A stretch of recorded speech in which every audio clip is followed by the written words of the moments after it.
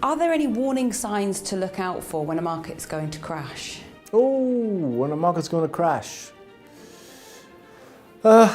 Many months of distribution at the top of a market. So what I mean by distribution was defined by Richard Wyckoff. He says that there's basically three stages. At the bottom, there's accumulation by insiders, and that takes period over months and months and months. These are very sophisticated people that have got the ability to buy a share, but not push the price up.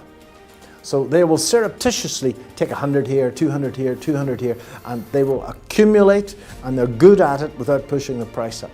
And then all of a sudden you have markup, where all of a sudden all the people that are in the know have got filled, and the rumor gets out that this share is going to do really well, and then sort of more naive people keep sort of buying it at market and driving it up the page. And then when it gets to a point where it's shot right past value, then you get distribution, and the same people who surreptitiously bought it will be surreptitiously offloading it. Now, at the bottom of a market, if the price spikes up, you should see the volume rising. So every time you see a spike up, the volume should rise on that spike. That's accumulation. In the distribution stage, as the price falls, the volume should rise. And as the price spikes up, the volume should fall.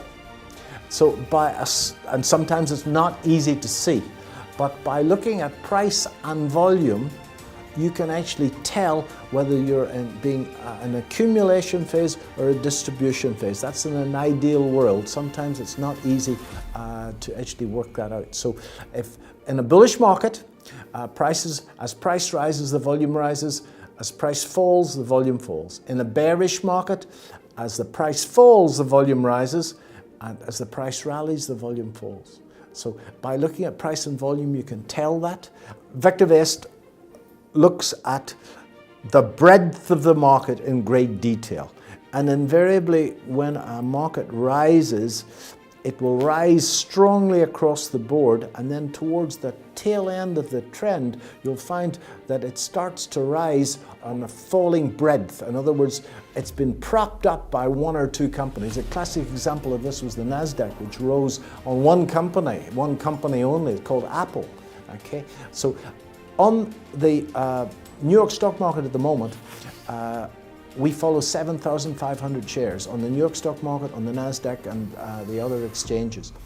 And at the minute, the New York stock market, the American stock market, should I say, has broken up to new highs, but our buy-sell ratio, in fact, is falling. And that's saying that the breadth of the American market is narrowing, and that's an advance warning that we're going to get a pullback. I'm not saying a crash. I'm not saying a crash at all. A pullback. And that pullback could easily be that sell in May and go away thing that we see. I think that the Trump trade, I think we need a pullback in the market, but I think the Trump trade has got still a little while to run, especially if he does what he says he's going to do.